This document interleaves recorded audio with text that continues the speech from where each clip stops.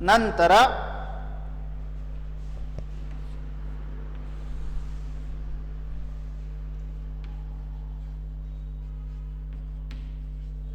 Thank you, thanking you ಬಳಸಬಾರ್ದು. Thank you, thank you ಆದಮೇಲೆ X X X sincerely yours,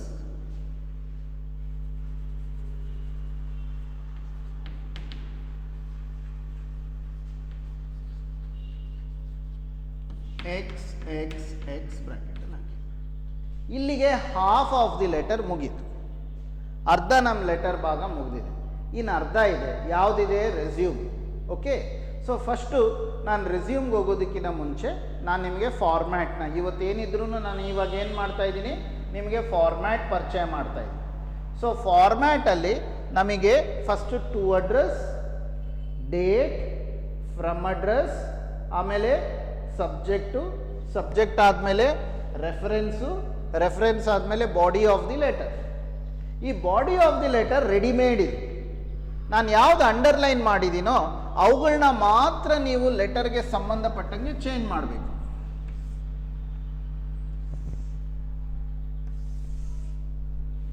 ಈಗ application for the post of school teacher ಅಂತ ಇದ್ರೆ I have passed BA and BEd, BEd ಅಂತಾರಲ್ಲ, BEd ಅಲ್ಲ, BEd, bachelor in education. I have passed BA and BEd. ಆಯ್ತಾ? ಇನ್ನೇನು ಬರಿಬೇಡಿ. ಬೇಕಿದ್ರೆ ಅಲ್ಲೇನು ಕೇಳ್ತಾರೆ, ಫ್ಲೂಯೆನ್ಸಿ, ನಿಮ್ಗೆ ಇಂಗ್ಲೀಷ್ ಬರುತ್ತಾ, ಕನ್ನಡ ಬರುತ್ತಾ ಅಂದ್ಬಿಟ್ಟು. ಅವಾಗ ನೀವೇನು ಹೇಳಬೇಕು? I am fluent in English and Kannada, ಅಷ್ಟೇ. ಆಮೇಲೆ I have enclosed my resume last. ಅಂದರೆ ರೆಸ್ಯೂಮ್ ಅಂದರೆ ಏನು? ನಾವು ರೆಸ್ಯೂಮ್ ಏನಂತ ಕರಿತೀವಿ? ಬಯೋಡಾಟಾ ಅಂತ ಕರಿತೀವಿ. ಗೊತ್ತಾಯ್ತಾ? ರೆಸ್ಯೂಮು, ಬಯೋಡಾಟಾ, ಪ್ರೊಫೈಲು, ಕರಿಕ್ಯುಲಮ್ ವಿಟೆ, ಈ ಥರ ಎಷ್ಟೊಂದು ಬರ್ತವೆ. ಸೊ ಅದ್ರ ಡಿಸ್ಟಿಂಕ್ಷನ್ಸ್, ಡಿಫ್ರೆನ್ಸಸ್ ಏನು ಬೇಡ ಇವಾಗ ಏನಪ್ಪ? Resume. So I have enclosed my resume ಅಂದ್ಬಿಟ್ಟು ಫುಲ್ ಸ್ಟಾಪ್ ಹಾಕಿ, ಬೇಕಿದ್ರೆ ವಿತ್ ದಿ ಅಪ್ಲಿಕೇಶನ್ ಬರೀರಿ, ಇಲ್ಲಿದ್ರೆ ಬೇಡ.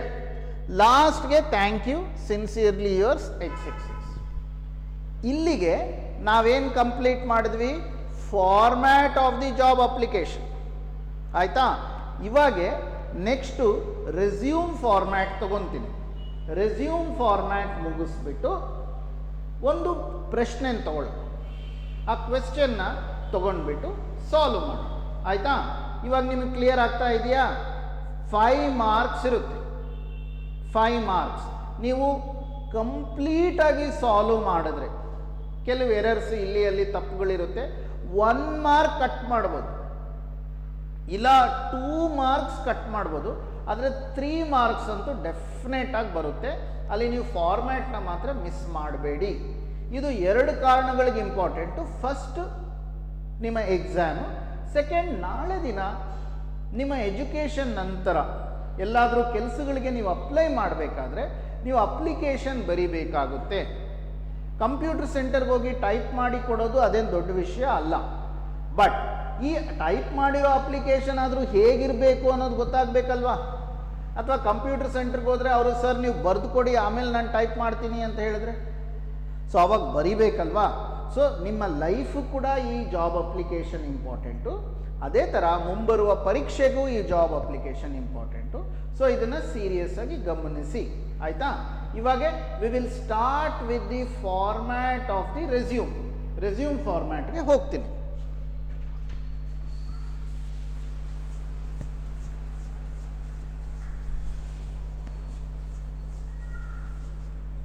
ಇವಾಗ ರೆಸ್ಯೂಮ್ ಅಂದರೆ ಏನು? ಫಸ್ಟ್ ಇಲ್ಲಿಗೆ ಬರೋದು. Resume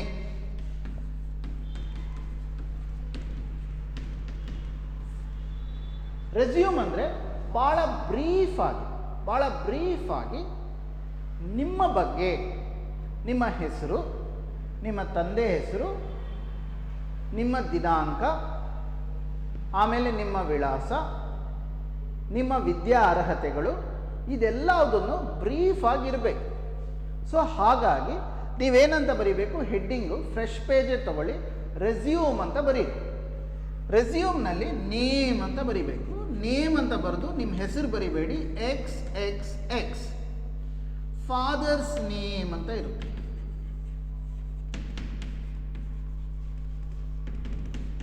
FFF.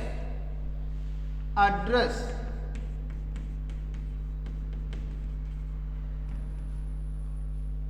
YYY. ನಿಮ್ಮ ಅಡ್ರೆಸ್ ಕೇಳಿರೋದು, ಟು ಅಡ್ರೆಸ್ ಬರೆಯಕ್ಕೆ ಹೋಗ್ಬಾರ್ದು. ಡೇಟ್ ಆಫ್ ಬರ್ತ್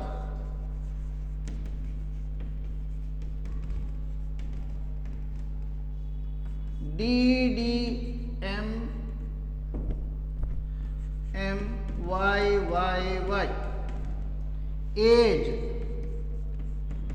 ಅಲ್ಲೇನು ಏಜ್ ಕೇಳಿದರೆ ಲೆಟರಲ್ಲಿ ಅಷ್ಟೇ ಬರೀರಿ, ಅಥವಾ ನೀವು 22, 23 ಅಷ್ಟೇ ಬರೀರಿ, 24 ಅಷ್ಟೇ, ಜಾಸ್ತಿ ಬರೆಯಕ್ಕೆ ಹೋಗಬೇಕು. ಸೊ ಏಜ್ ಆಯಿತು. ಆಮೇಲೆ ಇಲ್ಲಿ ಏಜ್ ಆದಮೇಲೆ ನೀವು name, father's name, address, date of birth, age. Next ನಮಗೆ ಇಂಪಾರ್ಟೆಂಟ್ ಆಗಿ ಒಂದು ಭಾಗ ಬರುತ್ತೆ, ಅದನ್ನು ನಾವು ಕ್ವಾಲಿಫಿಕೇಷನ್ಸ್ ಅಂತ ಕರಿತೀವಿ. ಇಲ್ಲಿ ಮೋಸ್ಟ್ ಆಫ್ ದಿ ಸ್ಟೂಡೆಂಟ್ಸು ಈ ಕ್ವಾಲಿಫಿಕೇಷನ್ಸ್ನ ಬಾಕ್ಸ್ ಹಾಕ್ದಂಗೆ ಬರೀತಾರೆ. ಅದನ್ನು ಮಾಡಬೇಡಿ. ನಿಮಗೆ ಲೆಟರ್ ರೈಟಿಂಗ್ದು ಕರೆಕ್ಟ್ ಫಾರ್ಮ್ಯಾಟ್ ನೀವು ಟೆಕ್ಸ್ಟ್ ಬುಕ್ಕಲ್ಲಿ ಮಾಡೆಲ್ ಕ್ವೆಶ್ಚನ್ ಪೇಪರ್ಸ್ ಎರಡಿದ್ದಾವೆ, ಆ ಎರಡೂ ಮಾಡೆಲ್ ಕ್ವೆಶ್ಚನ್ ಪೇಪರ್ಸ್ನ ನೀವು ಸಾಲ್ವ್ ಮಾಡಿದ್ರೆ ನಿಮಗೆ ಆ ಟೆಕ್ಸ್ಟ್ ಬುಕ್ನಲ್ಲಿರೋ model question papers 2 job applications ನೀವು ಸಾಲ್ವ್ ಮಾಡಿ. ವರ್ಕ್ ಬುಕ್ಕಲ್ಲಿ ನಮಗೆ ಮಾಡೆಲ್ ಕ್ವೆಶ್ಚನ್ ಪೇಪರ್ ಇದೆ, ಆ ವರ್ಕ್ ಬುಕ್ನಲ್ಲಿರುವಂಥ ಮಾಡೆಲ್ ಕ್ವೆಶ್ಚನ್ ಪೇಪರ್ನ ಆ್ಯಸ್ ಇಟ್ ಈಸ್ ನೀವು ಪ್ರಾಕ್ಟೀಸ್ ಮಾಡೋದಾದರೆ ನಿಮಗೆ ಇದು ಭಾಳ ಈಸಿ ಆಗುತ್ತೆ. ನೀವು ಮತ್ತೆ ಯಾವುದೋ ಗೈಡ್ ತೊಗೊಳ್ಳೋದು, ಆ ಗೈಡ್ನಲ್ಲಿ 10-15 ವೆರೈಟೀಸ್ ಇರುತ್ತೆ, ಅದನ್ನೆಲ್ಲ ಪ್ರಾಕ್ಟೀಸ್ ಮಾಡೋದು, ಬಾಡಿ ಆಫ್ ದಿ ಲೆಟರ್ ಉದ್ದುದ್ದ ಇರುತ್ತೆ, ಕನ್ಫ್ಯೂಸ್ ಆಗೋದು, ಅದೇನೂ ಮಾಡಬೇಡಿ. ಟೆಕ್ಸ್ಟ್ ಬುಕ್ಕು, ವರ್ಕ್ ಬುಕ್ಕು ಇವೆರಡು ನಿಮ್ಮ ಹತ್ರ ಇದ್ದರೆ ಸಾಕು. ಇವೆರಡೇ ಆಯುಧಗಳು ನಿಮಗೆ ಸಾಕು. ವರ್ಕ್ ಬುಕ್ಕಲ್ಲಿರೋ ಜಾಬ್ ಅಪ್ಲಿಕೇಶನ್ ಪ್ರಕಾರ ನಾನು ಹೇಳ್ತಾ ಇದ್ದೀನಿ. ನೆಕ್ಸ್ಟ್ ಇವಾಗೇನಾಯಿತು, name, father's name, address, date of birth, age. Next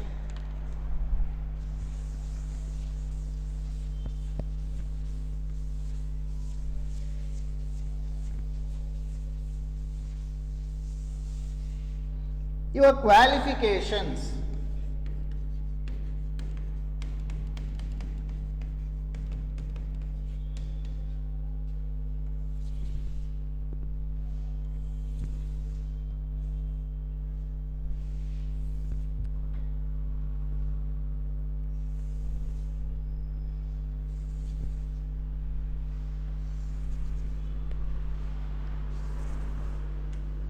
ಈ ಥರ 4 ಬಾಕ್ಸ್ ಮಾಡಿ ಫಸ್ಟ್ ಏನು ಮಾಡ್ತೀನಿ, ಇಲ್ಲಿ ನೇಮ್ ಆಫ್ ದ ಎಕ್ಸಾಮ್ ಅಂತ ಬರೀತೀನಿ.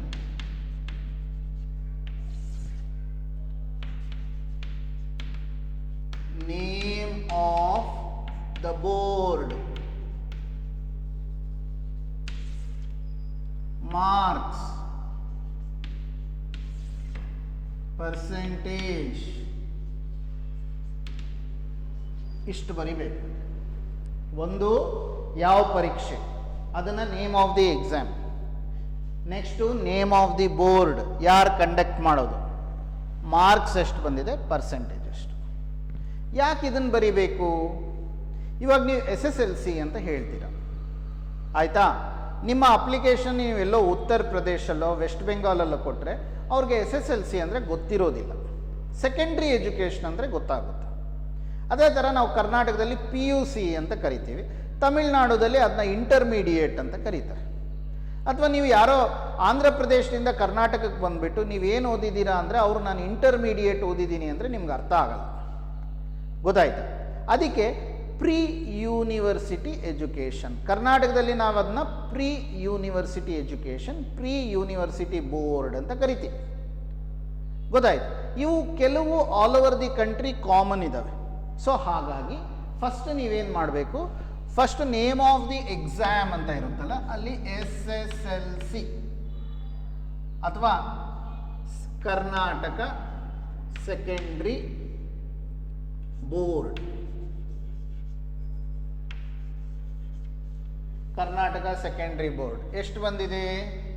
Okay, say will put 450 marks.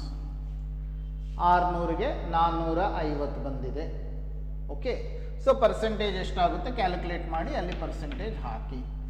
Next ಇಲ್ಲಿ ನಮಗೆ ಇಯರ್ ಆಫ್ ಪಾಸಿಂಗು ಬರುತ್ತೆ, ಇನ್ನೊಂದು ಕಾಲಮ್. ಯಾವ ಇಸ್ವಿಯಲ್ಲಿ ನಾವು ಮುಗಿಸಿದ್ದೀವಿ, ಇಯರ್ ಆಫ್ ಪಾಸಿಂಗ್, ಸೊ ಅದನ್ನು ಕೂಡ ಹಾಕಬೇಕಾಗುತ್ತೆ. ನೆಕ್ಸ್ಟ್ SLC ಆದಮೇಲೆ ನೀವು PUC, ಪ್ರೀ ಯೂನಿವರ್ಸಿಟಿ ಬೋರ್ಡ್, ಇದು ಏನೋ ಒಂದು ಮಾರ್ಕ್ಸ್ ಹಾಕೋಣ, 450%. ಆಮೇಲೆ ಅವ್ರು ಕೇಳಿದ್ದೇನು, for the post of computer operator, ಅವಾಗೆ ನಾವು ಹೇಳಿದ್ದೀವಿ BCom ಆಗಿದೆ ಅಂದ್ಬಿಟ್ಟು. ಮತ್ತೆ ಇಲ್ಲಿ 3ನಲ್ಲಿ ಏನಂತ ಬರಿತೀವಿ, BCom Davanagere university.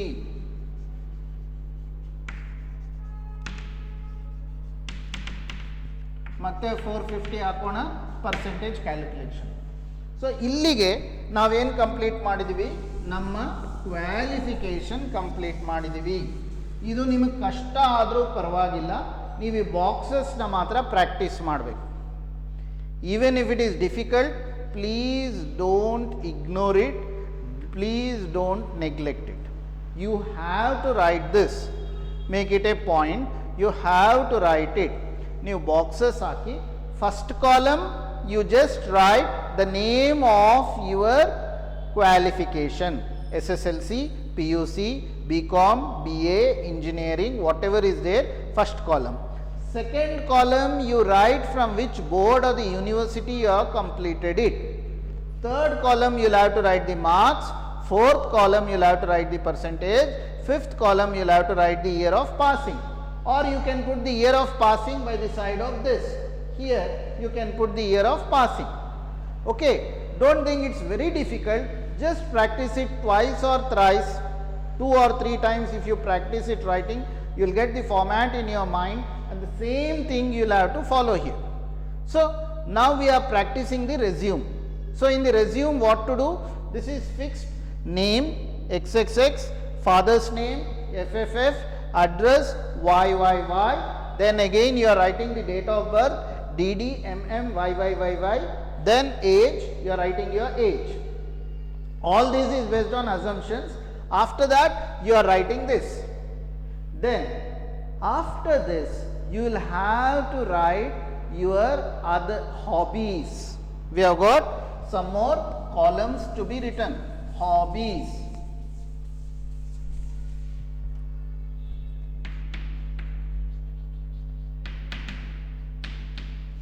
You can write reading books.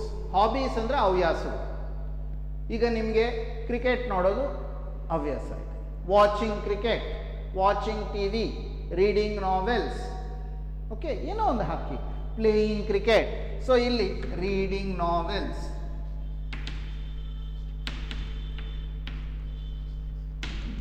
Watching TV.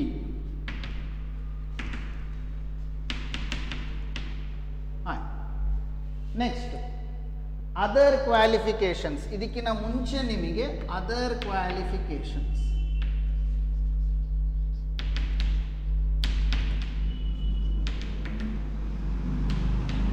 Other qualifications ಯಾವುದು? ಅವಾಗ ನಾವು ಬರೆದಿದ್ದೀವಿ for the post of a computer engineer, Tally, C++, Java, Excel, ಅಷ್ಟೆ. ಸೊ ಇಷ್ಟು ಕಂಪ್ಲೀಟ್ ಆಗಿದೆ ಅದರ್ ಕ್ವಾಲಿಫಿಕೇಶನ್ಸ್.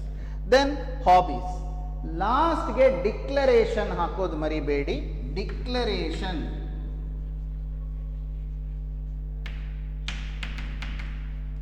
ಡಿಕ್ಲರೇಷನ್ ಆಯ್ತಾ? ಡಿಕ್ಲರೇಷನ್ ಅಲ್ಲಿ ನಾವೇನು ಮಾಡ್ತೀವಿ? We tell from where we are. I hereby declare that the information furnished above ಅಥವಾ given above is true. ಇಷ್ಟು ಡಿಕ್ಲರೇಷನ್ನ ನಾನು ಹಾಕಿದ್ದೀನಿ. After you write the declaration, ಮತ್ತೆ ನೀವೇನು ಮಾಡಬೇಕಿಲ್ಲಿ, ಪ್ಲೇಸ್, ಯಾವ ಊರಲ್ಲಿದ್ದೀರಾ, ಪ್ಲೇಸ್, ಪಿ ಪಿ ಪಿ ಅಂತ ಬರೀರಿ. Date, D D M M Y Y Y Y. ಆಮೇಲೆ ಇಲ್ಲಿ ಸಿಗ್ನೇಚರ್,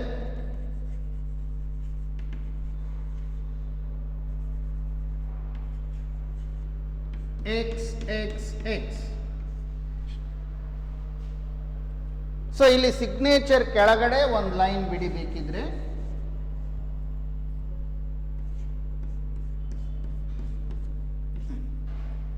ಇಷ್ಟು ನಿಮಗೆ ಕೆಳಗಡೆ ನಿಮ್ಮ ರೆಸ್ಯೂಮ್ ಕೆಳಗಡೆ ಬರಬೇಕು. ಇಷ್ಟನ್ನು ನೀವು ಬರೆದ್ರೆ ಅಲ್ಲಿಗೆ ನಿಮಗೆ ಶ್ಯೂರ್ಲಿ 5 ಔಟ್ ಆಫ್ 5 ಕೊಡ್ತಾರೆ. ಗೊತ್ತಾಗ್ತಾ ಇದೆಯಾ? ಇದು ಯಾವ ಪಾರ್ಟ್ ಟೀಚ್ ಮಾಡ್ತಾ ಇದ್ದೀನಿ ನಾನು? ರೆಸ್ಯೂಮ್ ಪಾರ್ಟ್ ಟೀಚ್ ಮಾಡ್ತಾ ಇದ್ದೀನಿ. ಸೊ ರೆಸ್ಯೂಮ್ನಲ್ಲಿ ವಿಚ್ ಆರ್ ದಿ ಎಲಿಮೆಂಟ್ಸ್, ನಿಮ್ಮ ಬಗ್ಗೆ ನೀವು ಹೇಳಬೇಕು. ಓಕೆ, ನಿಮ್ಮ ಬಗ್ಗೆ ಅಂದರೆ name X X X, father's name F F F, address Y Y Y, ಅದಾದಮೇಲೆ ನಿಮ್ಮ date of birth, age, qualifications. Qualifications ಬರಿಬೇಕಾದ್ರೆ you have to write in the form of a box. ಇದು ನೀವು ವರ್ಕ್ ಬುಕ್ ತೆಗಿರಿ, ದಯವಿಟ್ಟು ನೀವು work book ನೋಡಿ, work ಬುಕ್ನಲ್ಲಿರೋ ಪ್ಯಾಟ್ರನ್ನ ಕಂಟಿನ್ಯೂ ಮಾಡಿ ಅಷ್ಟೇ. ಕ್ವಾಲಿಫಿಕೇಷನ್ಸ್, ಆಫ್ಟರ್ ಕ್ವಾಲಿಫಿಕೇಷನ್ಸ್ನ ನೀವೇನು ಮಾಡಿ, ನಿಮ್ಮ ಅದರ್ ಕ್ವಾಲಿಫಿಕೇಷನ್ಸ್, ಬೇರೆ ಆ ಕ್ವಾಲಿಫಿಕೇಷನ್ಸ್ ಏನಿದಾವೆ ಅದರ್ ಕ್ವಾಲಿಫಿಕೇಷನ್ಸ್ ಅದನ್ನು ಮೆನ್ಷನ್ ಮಾಡಿ. ಹಾಬೀಸು, ಆಮೇಲೆ ಡಿಕ್ಲರೇಷನ್, ಅದಾದಮೇಲೆ ಪ್ಲೇಸು, ಡೇಟು, ಸಿಗ್ನೇಚರ್. ಇಷ್ಟು ಮಾಡಿದ್ರೆ ನಮ್ಮ format part of the letter writing is over. Okay, so ಇದರ ಆಧಾರದ ಮೇಲೆ ಇವಾಗ we will take up A question. ಒಂದು ಪ್ರಶ್ನೆ ತಗೊಳ್ಳೋಣ. ಆ ಪ್ರಶ್ನೆನ ನಾನು ಬೋರ್ಡ್ ಮೇಲೆ ಬರಿತೀನಿ. ಸೊ ದಟ್ ನೀವು ಕೂಡ ಏನಾಗುತ್ತೆ, ಆ ಕ್ವೆಶ್ಚನ್ನ ನಾನು ಏನು ಬೋರ್ಡ್ ಮೇಲೆ ಬರಿತೀನೋ ಆ್ಯಸ್ ಇಟ್ ಈಸ್ ನೀವು ಬರ್ಕೊಳ್ಳಿ. ಗೊತ್ತಾಯ್ತು? ಅದಾದಮೇಲೆ ನೀವೊಂದು ಬುಕ್ಕಲ್ಲಿ ಫ್ರೆಶ್ ಪೇಜ್ ತಗೊಳ್ಳಿ. ಲಾಂಗ್ ನೋಟ್ಬುಕ್ ಇದ್ದರೆ ವಾಸಿ, ಫ್ರೆಶ್ ಪೇಜ್, ಒಂದು ಪೇಜಲ್ಲಿ ಜಾಬ್ ಅಪ್ಲಿಕೇಶನು, ಇನ್ನೊಂದು ಪೇಜಲ್ಲಿ ನಿಮ್ಮ resume. Okay, let us start.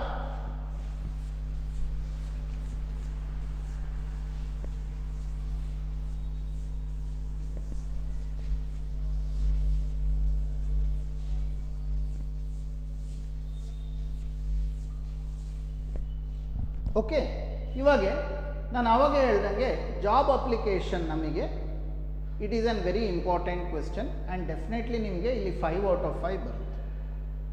So first letter start with the letter. ಒಂದು ಪ್ರಶ್ನೆ ತಗೊಳ್ಳೋಣ. ಪ್ರಶ್ನೆನಲ್ಲಿ ಏನಿರುತ್ತೆ, ಕ್ವೆಶ್ಚನ್ ನಂಬರ್ 34 ಅನಿಸುತ್ತೆ. ಇದು ಸುಮ್ಮನೆ ಕ್ವೆಶ್ಚನ್ ಅಂತ ಬರಿತೀನಿ. Reply to the advertisement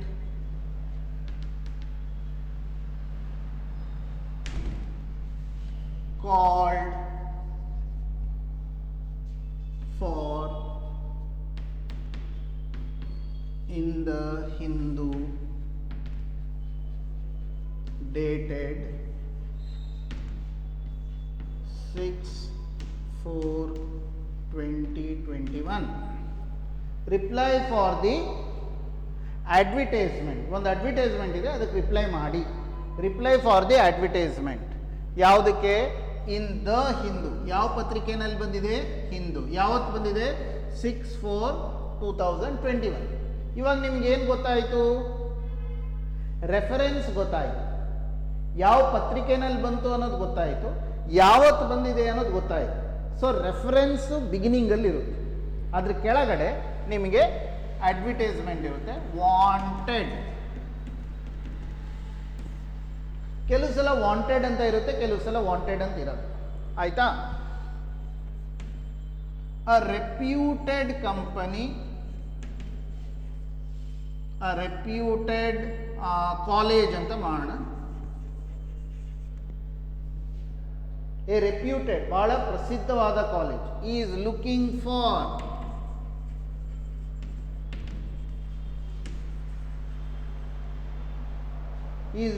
for ಕಾಲೇಜಿನಲ್ಲಿ ಯಾವ ಕೆಲಸಗಳು ಸಿಗುತ್ತೆ? ಲೆಕ್ಚರರ್ ಕೆಲಸಗಳು ಸಿಗುತ್ತೆ. Is looking for lecturers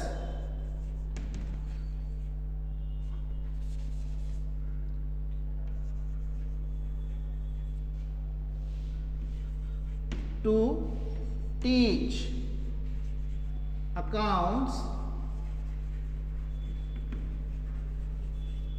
to teach accountancy subject. Full stop. ಆಯ್ತಾ? A reputed college is looking for lecturers to teach accountancy subject. ಇದು ಆನ್ಸರ್ ಅಲ್ಲ, ಪ್ರಶ್ನೆ. ಅದಾದ್ಮೇಲೆ ಅವ್ರು ಏನಂತ ಕೊಡ್ತಾರೆ? interested candidates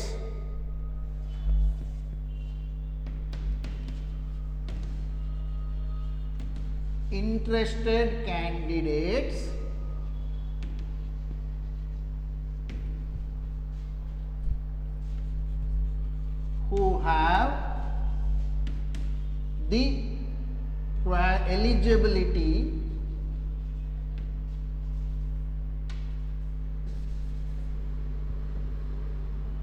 required qualifications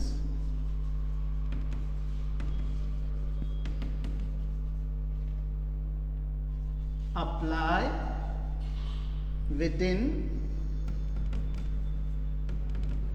7 days. ಆಯ್ತಾ? ಯಾರಿಗೆ ಅರ್ಹತೆ ಇದೆ ನೀವು ಒಂದು ವಾರದೊಳಗಡೆ ಅಪ್ಲೈ ಮಾಡಿ. ಇಲ್ಲೇನು ಅವ್ರ ಕ್ವಾಲಿಫಿಕೇಷನ್ಸ್ ಏನೇನು ಮುಗಿಸಿರ್ಬೇಕಂತ ಏನು ಕೇಳಿಲ್ಲ. ಅವ್ರೇನು ಕೇಳಿದ್ದಾರೆ? You should be able to teach accountancy ಪಾಠ ಮಾಡೋಕೆ ಆಗಬೇಕು, ಅಷ್ಟು ಕೇಳಿದ್ದಾರೆ. ಆಯಿತಾ? Next apply to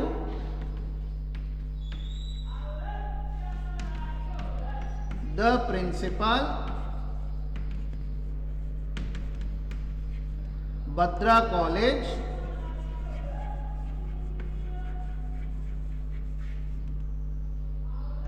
tenth cross Siddaveerappa ಬಡವಣೆ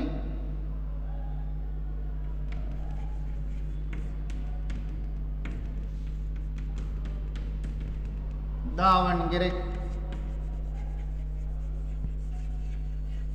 ಇಷ್ಟು ಆಯ್ತಾ? ಸಿದ್ದವೀರಪ್ಪ ಎಕ್ಸ್ಟೆನ್ಷನ್ ಸ್ಪೇಸ್ ಶಾರ್ಟೇಜ್ ಇಂದ ನಾನು ಸುಮ್ಮನೆ ಶಾರ್ಟ್ ಫಾರ್ಮ್ ಬರೆದಿದ್ದೆ. ಇವಾಗ ಪ್ರಶ್ನೆನ ಒಂದ್ಸಲ ಎಕ್ಸ್ಪ್ಲೈನ್ ಮಾಡ್ತೀನಿ. ಆಫ್ಟರ್ ಐ ಎಕ್ಸ್ಪ್ಲೈನ್ ದಿ ಕ್ವೆಶ್ಚನ್ನ ಒಂದ್ಸಲ ಎಕ್ಸ್ಪ್ಲೈನ್ ಮಾಡಿದ್ಮೇಲೆ ಐ ವಿಲ್ ಸ್ಟಾರ್ಟ್. ಆಯಿತಾ? Question number letter writing question number 33, 34 or 32 ಯಾವುದೋ ಇರುತ್ತೆ. ಅಲ್ಲೇನಿರುತ್ತೆ? Reply to the advertisement called for in the Hindu. Okay, ಇಲ್ಲಿ ಕಾಲ್ಡ್ ಫಾರ್ ಬ್ರಾಕೆಟ್ನಲ್ಲಿ ಕೆಲವು ಸಲ ಕಾಲ್ಡ್ ಫಾರ್ ಇರುತ್ತೆ, ಇನ್ನೇನೋ ಇರುತ್ತೆ. Reply to the advertisement in the Hindu ಯಾವತ್ತು ಬಂದಿದೆ? ಡೇಟೆಡ್ 6/4/2021. ನೆಕ್ಸ್ಟ್ ಏನಿದೆ ಅಡ್ವರ್ಟೈಸ್ಮೆಂಟ್? ವಾಂಟೆಡ್. ನೀವು application for the post of wanted ಅಂತ ಬರೀಬಾರ್ದು. ವಾಂಟೆಡ್ ಬೇಕಾಗಿದ್ದಾರೆ. ಯಾರು ಬೇಕಾಗಿದ್ದಾರೆ? ಎ ರೆಪ್ಯೂಟೆಡ್ ಕಾಲೇಜ್, ಬಹಳ ಪ್ರಸಿದ್ಧವಾದ ಕಾಲೇಜ್ ಈಸ್ ಲುಕಿಂಗ್ ಫಾರ್, ಹುಡುಕ್ತಾ